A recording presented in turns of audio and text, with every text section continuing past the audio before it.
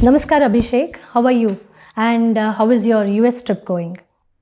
Namaskar ji, I'm doing good and I have to say the trip is going really good and way better than what I actually thought it would be. As a part of the outreach for Uttishtha Bharatha Gram Swarajya, that is village development project, I'm meeting our diaspora members here and there is a very positive response. People are very passionate and they want to do something for the country back home. Okay, so villages are the backbone of our country, and the village economy is the lifeblood of our country. So Bharat being a country of villages, working in each village would enable youth in such a way that it will stand as a model for the entire country's growth. So given a village, what do you mean by development, village development? Suppose I am a village girl, so I would say, why should I stay here? What are the opportunities when I don't have the, I might not have the basic needs here, basic infrastructure or healthcare or education. So India today, is blessed. India in general is blessed with second highest arable land in the world. We are the second highest producer of vegetables.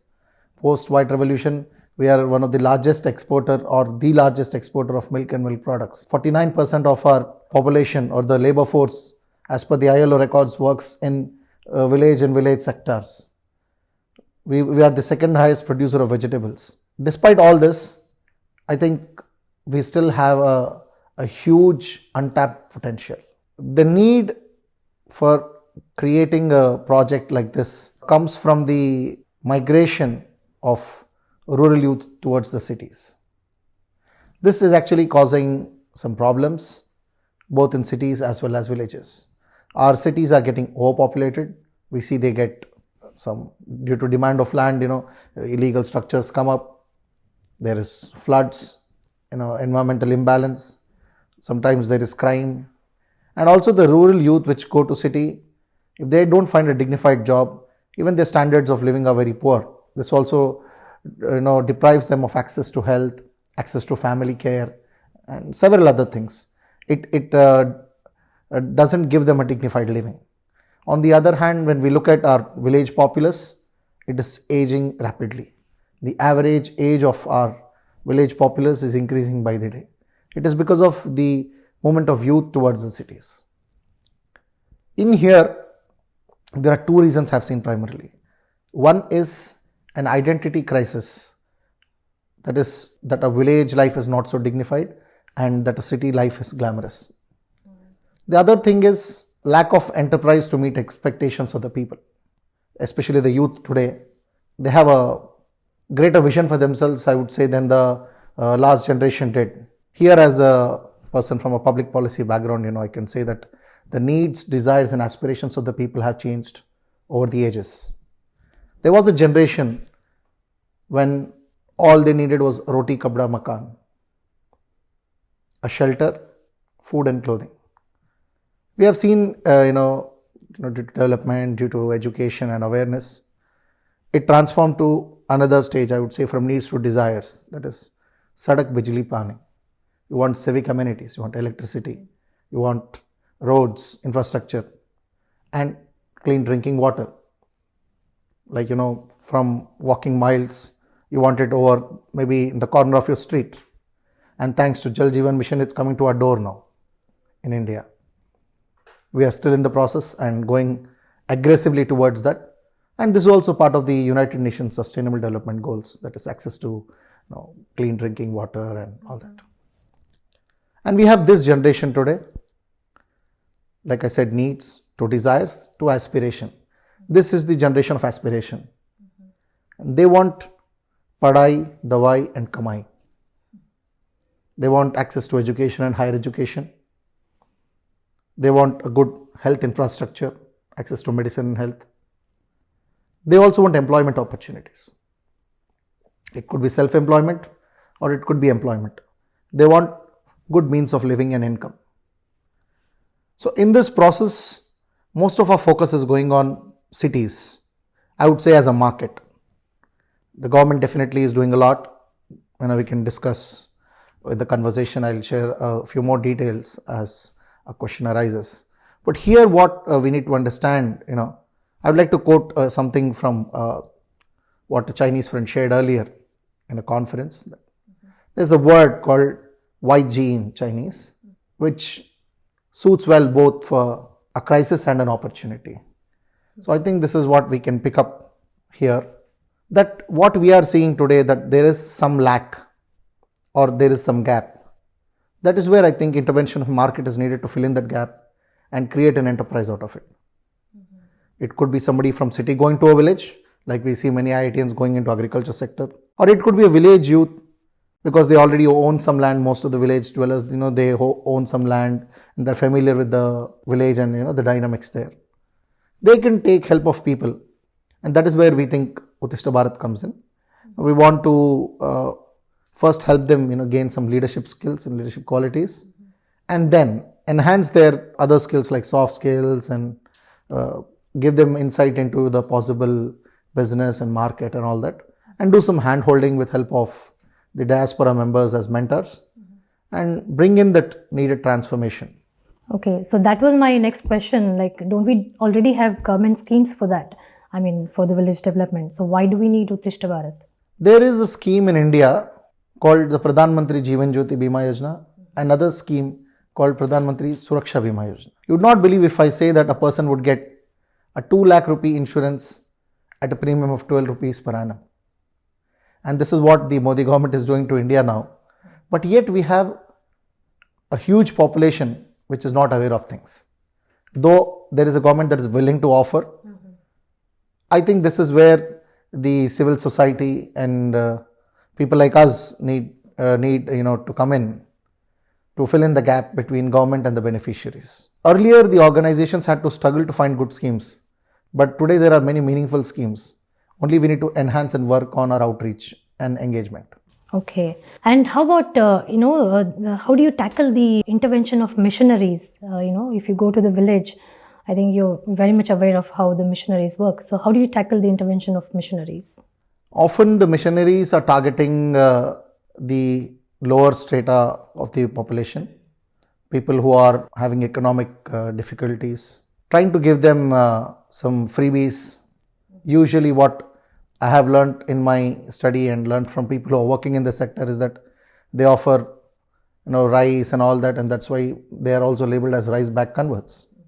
More than bringing in the faith element, it is actually attracting them with incentives, incentivizing their conversion for meeting targets for raising funds. This has become a model of business. Unfortunately, the sincere, practicing and religious Christians of the West are offered a free seat in the heaven, and their funds are taken to harvest souls in the East and India. So here, instead of reaching out to the community and bettering lives of the people and people here in the US, the downtrodden here, these people, the rich and the practicing Christians who go to church regularly, they by these missionaries are told that there is an entire set of people out there which are non-Christians, and I think if we bring them to Christianity, if you invest your money in there, you would go to heaven, you would be dearer to Jesus. This is the narrative. And when they go there, they tell them you are a born sinner because you are a non-Christian and you are not in love with Jesus. So they induce this feeling of guilt in people, which I don't think is right. Either you need to be a rich and spending Christian, that is life as a celebration, or life as a sinner. Here, not to be a sinner, you have to become Christian. But we have seen that over a year or as time passes, those people who were earlier incentivized, when they are fully in grip of these missionaries, at one stage, they are convinced to give 10% of their income to the church. So what started as an incentive later on becomes a tax. What started with guilt, continues to make them, you have to purchase the token to be free from guilt. So the guilt trip goes on that way. And don't you think it also affects the village economy? I mean, we celebrate festivals. For example, now cow is just a mere, meat if you leave the culture. So cow-based entire economy is gone. Cow-based economy, temple-based economy, and the festival-based economy is gone. For example, what happens with intervention of this I want to tell it from very neutral and standpoint of view as an observer. What happens is, when people get disconnected from their Sanatan way of life and they convert, say, or they get baptized, they stop celebrating our festivals. They stop going on the pilgrimages that they would have done otherwise. They stop their Shodasha Samskaras, that is the Sanatan way of living. What happens with this is, our economy is affected. The economy which has been designed to run in a way for the past several millenniums, that loses its pattern, I have to say. For example, an average Hindu celebrates a festival every 9 days and a major festival every month. For example, if I say Deepavali or Diwali, to celebrate Diwali, we go to the potter to get the diyas, we go to the teli, ganchas, we get the oil from them, we get cotton wigs from someone, we get sweets from someone, we get clothes from someone, the weavers. So there are several such things. We decorate our house, we go to the flower vendor, we get several, leaves, mango leaves and all that. So this way, this economy essentially to celebrate one festival involves intervention of over 20 communities. What happens is, when people go to other faiths, they end up celebrating 1 or 2 festivals and with little intervention from outside. So when this economy sees, say, a pilferage of 10% of the people not celebrating, the economy is affected. What these 10% need to remember is that they are also part of the larger economy and they would also be affected. So this chain economy, like I said, for festivals, for pilgrimages, for the Shodasha Samskaras, that's why we say it's a way of life. And how we would face them is, one is the identity crisis. 2, maybe lack of inclusion in parts of the country where certain communities may be alienated or they may not be in mainstream, having access to our temples and spiritual centers. So here, when we work, we also want to bring in social harmony by increasing inclusion and that union in the community. We want to bring people together. This was there in our culture long back. We have instances of Adi Shankaracharya touching the feet of the Chandal and giving the Manisha Panchakam. This is land which has seen heights of such spirituality and Advaita. But over years, we have lost that message. We have lost our core principles and we are stuck in many domestic walls of caste and creed. We can work towards, with help of modern perspective or re-strengthening and reinforcing our Advaita principles. We can also work towards elimination and removal of such domestic barriers. And I think once we instill pride in them, that is identity, to remove identity crisis, then bring in enterprise to give them financial stability, most of the problem is solved and they will not fall a prey to missionaries. Okay, so I also want you to touch base upon the urban flooding. Now we have villages with resources which are empty. People are just moving to the cities and cities are not able to accommodate so many people. So how do you bring a balance to it? I mean, is Uttishtha Bharat going to address, some way affect this too? Yeah. I just wanted to ask if, are you just going to teach them to survive or empower them, the village youth whom you're going to choose? Now, our intention is, one, to help them build confidence in themselves and give them the required skills, basic transactional skills.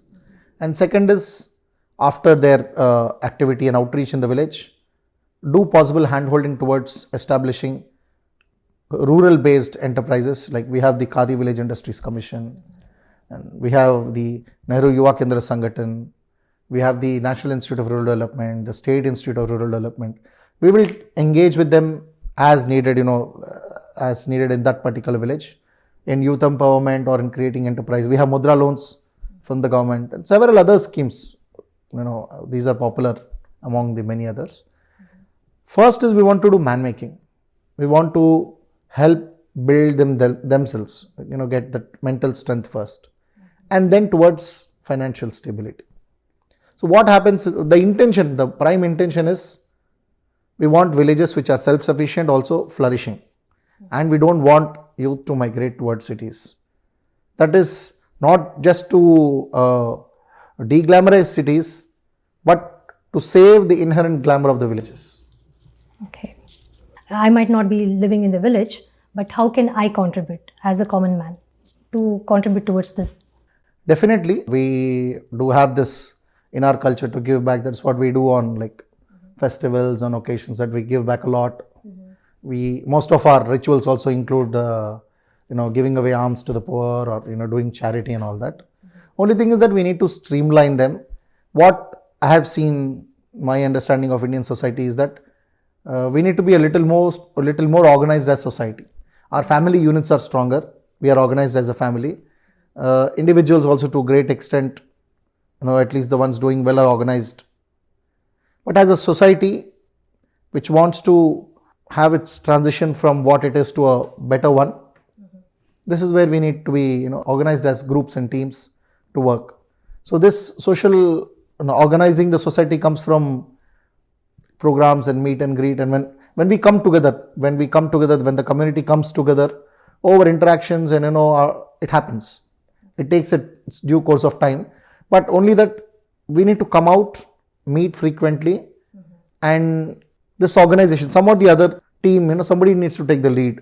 Here, what we do in Uttishtha Bharatha is we have two means. One is through our trainings we do it. The other is through advocacy. So people who have little time and can spare only little time, for them we take the original idea of India. We promote the idea of India, that is organizing our society towards this transition. When we say Vishwaguru, we cannot be like this and become a Vishwaguru. We need to be a little more organized. I think way more organized. So there we use our advocacy, and on the other end we use trainings. For those who want to work more on themselves, or those who can give a little more commitment, we rope in them for our training programs. Okay.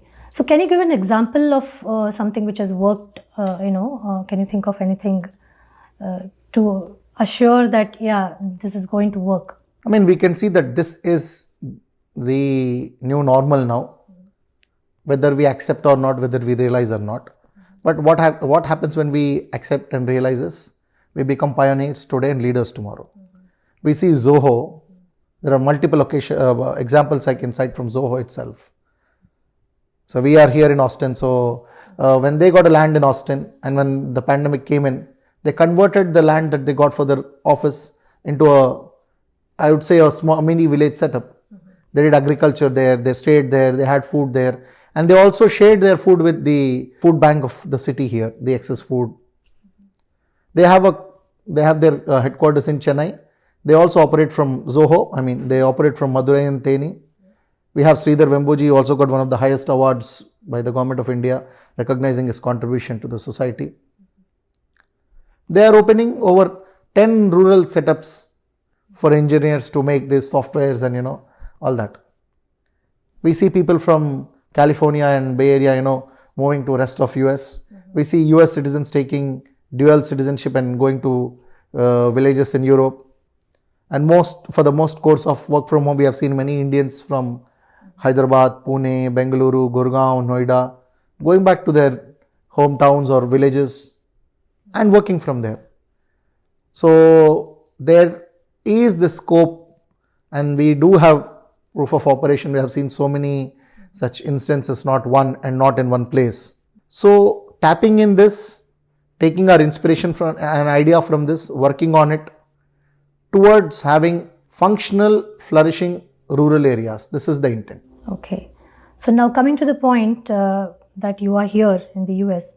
So how can a NRI, somebody who's here, contribute to the village development, the initiative that we are talking about?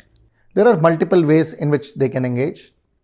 One such way is using their network influence in their villages to enroll people on our program. They can nominate youth to our program. That is our training programs of the Gram Swarajya module. The other is they can act as mentors, wherein they can do hand-holding of these youth. Say you adopt a village, you take responsibility for 5 to 10 youth from the village. You send them for the training. Once they are back, you have trained youth and grassroots workers.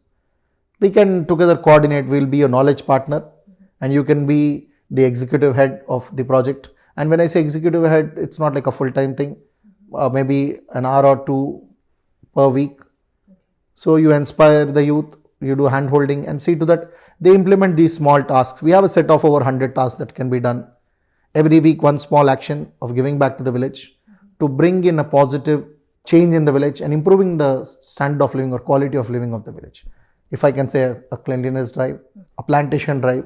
As when we were kids, we had this trees with fruits and all that. Nowadays, it is only for the shade purpose or for greenery and landscaping. So instead of that, we can work on having fruit bearing trees, that saplings being given away to all, homes of the village, houses of the village. There are several such things, cleanliness, cleaning a temple or working on a water body, desilting it, if there are say some small tanks or wells. When the group comes together, I'm sure so many ideas will come in, and working on them, one idea per week or two ideas per week as feasible, working towards betterment of the village. And over a year, over 50 weekends, you see that so many things have changed in the village. So what do you think is the potential? If I have to look back at history and take some idea from there was a report published in 2001 by the Angus Madison Committee. The report is called A Millennial Perspective of World Economy, which has studied the world economy for the last 2 millennia. And they have come up with this report which said that India contributed 35% of the global economy until the mid 17th and early 18th century. So this is the potential. Our society and community was much more organized. Some people attribute it to lack of facilities in other countries. But I think if we already were advanced, we could have still managed to move forward. Maybe we failed in the transition. So if we failed in transition, we need to learn our lessons from the transition. And in this world of rapid change, being mindful of the transitional change and with adaptability, we can go towards reviving what we were. If not say 35%, at least to a great extent we can do. For example, today, and when I say scope, there is immense scope. There is scope for clean energy from the rural areas. There is scope in food processing. There is also, when I say food processing, this is to feed the world. But to cater to the needs of the villages itself, there is a huge scope. And if some youngster runs, say, a clinic with a doctor coming once a week or twice a week, a small medical enterprise, so that it's a little profitable also, there is huge potential. In view of the upcoming schemes of the central government towards increasing medical infrastructure, I think you heard about Ayushman Bharat. This is one of the schemes that the Modi government brought in. But I have to say one thing, it didn't get its due credit. Yes. Obamacare was applauded world over. What a rich Obama did was applauded, but what a middle class Modi is doing is not being acknowledged. With being abundant in resources, an American president giving Obamacare is understandable. But as an aspiring nation and a developing nation, what the Ayushman Bharat caters to several crores of people, it is a Mediclaim or a medical cover policy by the government of India. Such a huge project. I think this is what sets the order for the future. This shows the potential of what India can do. So taking our inspiration from that, when we say rural enterprises, we can have micro medical centers in villages, if not fully functional, because there are several challenges. Like I said, a weekly visit of the doctor or a cyclical visit of the doctors. We can start from there. And going to food processing, we are around 3 to 5% in our agri exports. In the world exports, our percentage is somewhere 3 to 5%.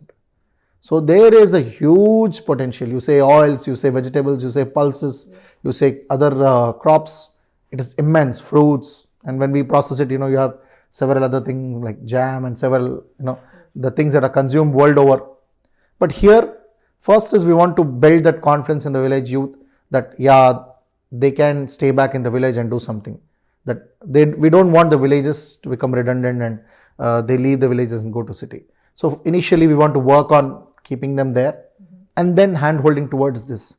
And the government of India also has lots of fund allocated now for food processing. When I say of villages, And with this so much of agricultural produce, we also have much more agriculture waste that comes with the harvest and all that. And here again, there is immense potential for converting that waste to wealth. We see cutlery used here. In India, we usually use washable cutlery in most of the places, though we are picking up, one-time use cutlery. But here you see every other joint and store has so much of packaging material and cutlery, one-time use cutlery and all. And we, with so much of agri waste, say sugarcane pulp, rice husk, wheat husk and all that, there is huge potential for creating clean energy pellets. These are among the several industries actually. Now, Abhishek, you have worked in in the ground levels in the villages. So, is there any experience you want to share with us? Your personal experience. I mean, yeah, there are scores of experience, but maybe one or two that which I recall as very unique is I once met an old man in the rural places. Quite old, very difficult to even talk. I think in his 80s. He is the last person in their community. He comes from a barber community. Okay. And they knew this technology of making nano copper from hair. Oh. And I think, I'm not sure whether he's still doing well post-COVID. This was a couple of years ago. So when we lose such people, we lose some secret and traditional knowledge with them. Yes. It may wonder when I say it's secret knowledge or rare knowledge, unique and all. Until a few centuries ago, like said, despite having so much of metallurgy, so many wars, so much of metal craft in various parts of the world, India was the only exporter of zinc until few centuries ago. It was because of the metallurgy science from India. So broadly, when I said it's zinc, there are several such things we don't know, like this nano copper from a barber. Would we have ever imagined? If it was, say, in today's city or a place in the West, it would be patented, I'm sure. The process would be patented. So we have this intellectual property also that needs to be protected. I think that is also on our shoulders. It's a very huge responsibility as possible, to document, to propagate and to bring to mainstream these technologies also. Thank you very much, Abhishek, for spending your precious time with us. It was an insightful and enlightening conversation we had with you, and all the best for your initiative. Thank you. Dhanyavad. Jai Hind, Jai Bharat.